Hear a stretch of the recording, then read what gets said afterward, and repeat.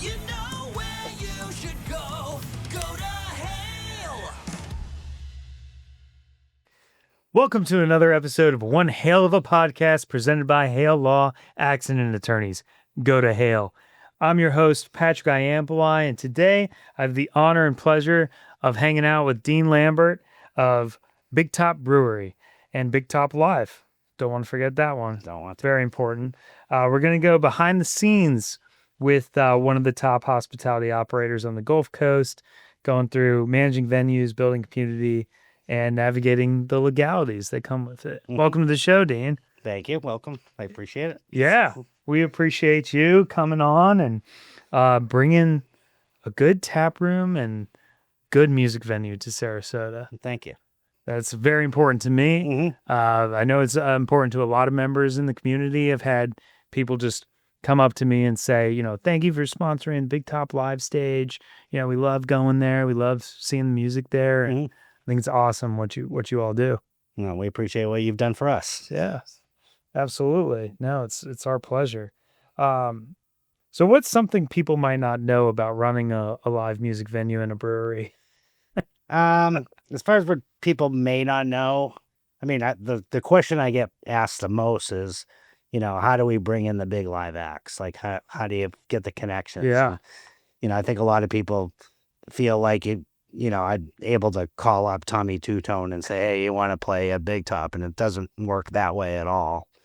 It's, it's definitely trying to, be established and start getting the name out there so that the bands and some of the bigger talent agencies start coming and offering that. So Gotcha. Do you all work with promoters as well? I mean, technically we're the promoter, You're the so we promoter. work with mostly the talent agencies. Okay. There are some promoters that I work with mainly on the country side because, to be 100% honest, I'm not a country fan. But country brings in a lot of people. Sarasota loves country music with CTQ and everything. So I use another promoter to help me bring in some of those bands. Absolutely. And you brought in a lot of big artists. Avery Anna comes to my mind. Yeah. She performed at Big Top Live, and then immediately the next day was at Tortuga Music Festival. Correct. Yeah. So that's She pretty sold out. cute. And the year before, we were lucky to have Ashley Cook that did the same thing, and she sold out. That was her first headlining show ever, and it sold out, and she played Tortuga the next day. Amazing. Yeah. Amazing. Do you have any rock artists that you would like to bring in, or any favorites that you have brought in? There's been a few that I brought in that I like, but the one that I've been asked about and want the most, and it's like almost a mission of mine, is to bring the Violent Femmes. That would be sweet. So last year I almost had them, and they went to Janice. So this year, from the point of the day after they were at Janice, I've been bugging them to get on the next tour. So Gotcha. fingers crossed I'll get it this time. That would be awesome. That'd be fun. So do you find a lot of artists kind of clinging to Tampa and St. Pete, Only because they're used to it. I think a lot of them are kind of refreshed to come a little bit further south to Sarasota because they've been doing the same venues. Yeah. I try to promote it as that they can pull from Fort Myers and from Tampa, St. Pete, because we're kind of in the middle. Yeah. And, they like that because there are people in Sarasota that just don't want to go to Tampa, Absolutely. Absolutely. especially with the 75 traffic getting through Parish and all. It's like, Oh, it's my not even goodness. worth it. Will they ever finish that? Never. Yeah. Well, here's to hope and praying. So that's awesome. What's a typical day look like for you in the office? Usually every morning I get a bunch of emails from all the talent agents asking for ticket counts. So I have to go through and, email them latest ticket counts, what we're doing for, on advertising, kind of give them a rundown. That's usually Monday, Wednesday, Friday that I have to do that. Other than that, usually afternoon, because a lot of the talent agents don't get started. A lot of them are in California. So after lunch, I'll kind of start pinging them, trying to get lists of bands that might be routed through Florida, hand pick a couple that I'll go after, and, probably land 10%, 1 out of 10 is usually where it ends up. And that's not just because I lose them to somebody else, but, they just have a list saying, that they're in Georgia or Alabama looking for dates, possibly Florida. So I can put in an offer and then they end up going to Georgia instead. So sometimes they just don't come through. Yeah, and I feel like I've been noticing that the rock community especially seems to be skipping past Florida. Is that what you're seeing? I see that a lot, and I've been trying to target because we're so big in cruise ships down here, Right. and there's been a ton of rock music cruises. So I kind of look at all those and try to get them either on their way to the cruise or on their way back. Just because I know a lot of them, they're not even asking for a ton of money, but just enough to cover their expenses for getting down there and, spending one more night in Florida, whatever it might be. And, I've had a few, like, George Lynch came off a cruise. The first Enough's Enough show I did was them coming off a cruise. Wow. So, they're hit or miss, and hopefully after time I get enough people that had a good time and I'll have more hits. Yeah, hopefully. I could see that for sure happening for you. I was so sad to miss the George Lynch show, but yeah, some more artists like that would be amazing. In my personal opinion. Mm-hmm. No, it was great. I love rock and roll. I had the pleasure of playing guitar on the Big Top Live stage myself at our private Christmas party party, there. Yeah.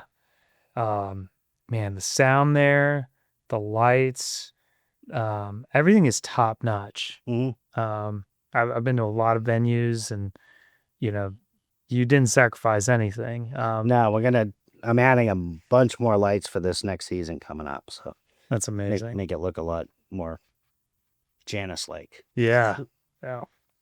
It is incredible. What was the process like of putting that all together?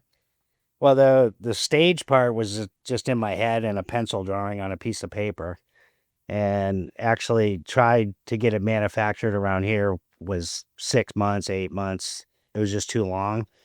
So I took a chance and found a couple companies in China, and I scanned it over, sent it over. They did a design for me, and, wasn't quite sure, got a couple references. So I knew that it wasn't like going to scam me. And, 6 weeks later, a big tractor trailer showed up and with a bunch of packages that all said Dean on it and a bunch of Chinese writing. And we opened it up and put it together. And that's what we have. Incredible. Yeah. That is amazing. Wow. Well, that certainly turned out well. I'm glad it wasn't a scam. Yeah, exactly. That is insane. I love it.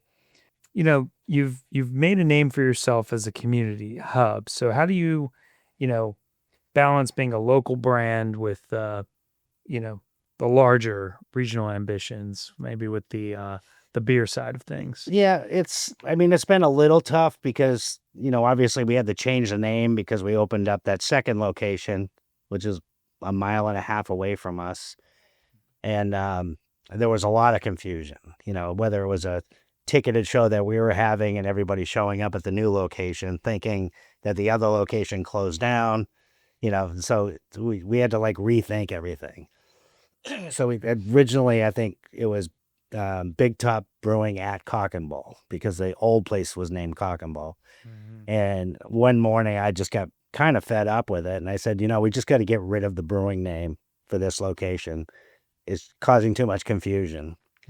And, thought of BigTopLive, and we came up with some other names. We're going to change Big Top altogether for that location.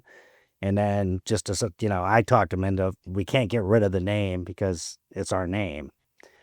And so BigTopLive stuck, and there's been a lot less confusion now. So that's kind of, where we can bring in some different products and stuff. I mean, we're going to stick to our own beer. But as far as, it's definitely helped our beer go more regional also, just because we've had a lot of the bands bringing, grabbing some of our beer and bringing it to the next venue. We've made beer specifically for bands, so they, they're bragging about it as they're going around. So I think it's helped out on both ends. Yeah, absolutely. That sounds phenomenal. Did you make a George Lynch beer? We didn't, because he doesn't drink. Oh, there we go. Very, very easy decision there. But Man, I would have loved a Mhm. George Lynch beer myself. That is awesome. Our biggest band beer seller was called Rapper's Delight for Sugar Hill Gang. That Wow. one sold the most. Wow. Any chance you'll bring it back? Actually, Scorpio and Melly Mel coming back in September. Scorpio is the one that came up with the vanilla milkshake IPA. So I'll Amazing. probably bring it back for that show. That's amazing. Yeah. Well, we'll have to make that for sure. You know, I had some experience. I actually interned at a intellectual property law firm in law school, trying to get some experience, make a little money. And we actually had some talks about breweries specifically and the legalities there of trademarking beers. And, you know, there's only so many names for things. And so people were kind of, you know, stealing names and then trademarking it. Then, you know, a lot of wars and stuff. How do you navigate all of that? And have you had any legal hurdles yourself? We've had a few. Most of them we just gave up on. Like we didn't fight it. The first one, I don't know if you're familiar with Dogfish Head Brewery. Yes. So they have one called the 61 minute. They have a Dogfish Head 60-minute IPA. Right. And they came out with another one called 61 minute. Hmm. Our address used to be 6111 Porter Way, which was right near where Bull Big Top Live is now. And we had a beer called 61 with the number 61, 11 spelt out like 11, Porter, because we're on Porter Way. Yeah. And we immediately got a letter from Dogfish saying we couldn't use that name. Unbelievable. It made no sense. Different beer. Yep. It was our address. Yes. We're not competing with Dogfish. Yes. So we had that one, and we had actually one of our most popular beers is the Hazy Skywire. Right. It used to be called Hazy Highwire. Yes. There's a brewery in Asheville that we had no idea about that's called Highwire Brewing. And they did the same thing where they trademarked that name. So we had to change it from Highwire to Skywire. Gotcha. You know, I thought of you guys when I saw that brewery there, actually. Yeah, because they have like the tent and stuff. So Yeah. none of us knew of them. Yeah. Never heard of them. Yeah. I don't even think they're in business anymore. Wow. Wow. But we didn't want to fight. It just wasn't worth it. Yeah, for sure. For sure. I think Dogfish, y'all would have won that. You know, I would think so too, but they had a lot of money at the time. A lot of money. Yeah. Sometimes it's the cost effectiveness of the legal side of things. You know, is it worth it? Sometimes, you know, even on the personal injury side, we're thinking of, you know, what's economical for the client? Is this going to be worth it in the end for them? And I'll be open and honest and say, you know, hey, yes, you were injured, but you're fine now. Luckily, it was kind of just a scratch maybe. And, you know, you're fine. This isn't going to be worth it for you. Right. In the end of the day, or for us, or even, so yeah, definitely hear you there. So, we have a kind of a rapid fire segment, kind of a fun segment for everybody. Starting off with some fun questions, and then we're going to go to our Florida Man segment. Coffee or tea? Definitely coffee. Amen to that. What's your favorite beer style? Favorite beer style that I like to drink would be IPA for sure. Okay. The beer style that I drink the most is probably light lagers, only because I can have a bunch of light lagers, or I could have 2 IPAs. Gotcha. And if I'm want to hang out and watch a band for 3 hours, it's really hard in the Florida heat to sip 2 beers over 3 hours. Yeah. But I can do 4 or 5 lagers over 3 hours, and it's the same amount of alcohol. Yeah. So I can be fine and not worry about it. There you go. IPAs kick in too hard. There you go. That's more of a sit at home at night IPA. Are we talking hazy IPAs or? I mean, both. Hazies are easier to drink, so they're a little more dangerous. Yeah. Because they just go down quick. Yeah. I just like the bitterness of them. Yeah. What's your favorite go-to concert memory? Probably only because it's so unique was I was lucky enough to see Guns N' Roses play at a very small club. Wow.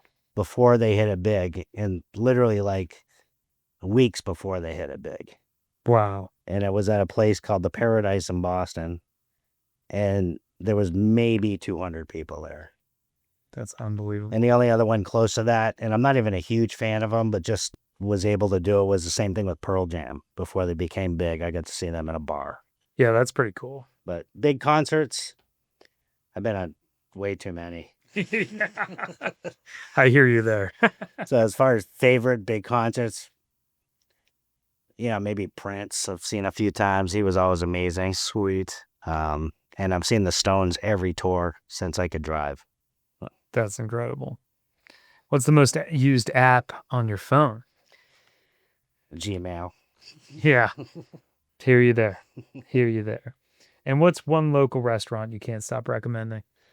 It's not a super like fancy one, but I'm never disappointed going to Gecko's. It's like, I know what I'm getting. Yeah. No matter what I order on the menu, it's exactly what I expect, that I've had it before. If it's a special, I know it's going to be good. So I'd say probably Gecko's. Hey, I agree with you there. I'd also like to plug in Big Top, though. I mean, y'all's restaurant, so New restaurant's very good. And they're coming out with a new menu soon, too. So I'm looking forward to that. amazing. I've had everything on that menu too many times. I feel like I have had it a lot too. So yeah, we'll look forward to that together. And before this show, we asked you about your birthday, so we could find 2 Florida man stories on that day. So I'm gonna choose one here. We got 2, but I'm gonna choose the one that resonates with me, which is a Florida man dressing as Spider-Man. Here's the part that doesn't resonate. Stole credit cards inside a grocery store. So in Southwest Florida, in Lee County, the guy dressed as a Spider-Man, stole credit cards and a driver's license, and spent hundreds of dollars on items, all while dressed as this character. Like, not even, all right, he's dressing up to steal, but then he's going and spending it in costume. Yeah, he could have at least just like Batman does, spend them. Yeah, right. It's just that harder to connect it.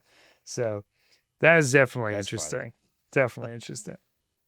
So to wrap it all up, what's one thing you have personally learned, Dean, from managing brands and that applies to life or being a leader in general?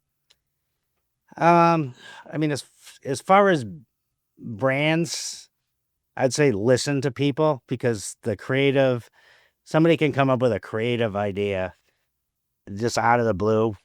Might be the person you least expect to come up with something that's just like, wow, that's a great idea. So it's probably listening to people versus thinking, this is the way we're going to do it. We're going to do it my way. It's more just kind of understanding what other people think, listen to what they think, and maybe a combination of that. So I would say overall, for managing places and people, and even listening to customers, kind of just listen to what people think and then come up with something that, makes sense, instead of, because, my way or your way, not always the right way. I knew we could be friends. Yeah, that's exactly what we do here. We're sending surveys mid case, always trying to get feedback from the client. We're always listening to them after the case for sure, but just to get it in the middle of a case. And we're also just having team meetings constantly and trying to get ideas from everybody, because it's not just Hale or I's firm. Like, we don't know everything, and we've only gotten this far by listening to everybody. And well, that's kind of when I started saying that I'm not a big country music fan, but we do a lot of country shows, and it's because I send surveys out and people want country shows. And Wow. I was joking this morning with the guys because I just booked. I think it was Tyler Farr. It was an up and coming country guy. Okay. On October 16th, which you just said was my birthday. So that kind of proves to him, one, I don't care about my birthday, Hey. but 2, I'll do what's right for the company, not because otherwise I would have, a rat or poison or something like that. Yes. Because I would have more fun at that. But I know what's right for the company, so I listen to people, and Tyler Farr will come and sell 1,000 tickets, and everybody will be happy. You heard it here first. For me, Oh man. Well, we could jam out in the corner Exactly. in between bands or something. But for everybody listening, BigTopBrewing.com or BigTopLive.com is where you can find the events, right? Yep. And then follow them on Instagram, BigTopLive, and just really amazing to have you on and so much fun. It's like my alter ego's dream to be a rock star, and no, I could tell actually. love to. Yeah, I just love to hear about the music business. Mhm. Thank you for coming on, dude. Thank you. Appreciate it. Thank you for listening, everybody. Listen, follow, rate, review the podcast. We'll see you next time. One Hale of a podcast. Go to Hale.